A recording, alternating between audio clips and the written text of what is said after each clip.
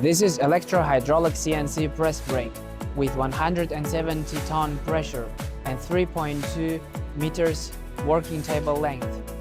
On this one we use EasyCAD ET18 controller, so we can have a closer look to the controller. With EasyCAD controller, you can create your product with 2D programming.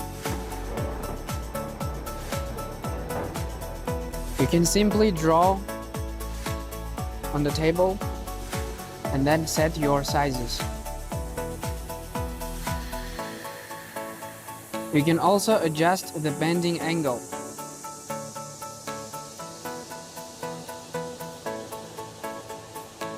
After you have done with programming, you can see the 3D simulation.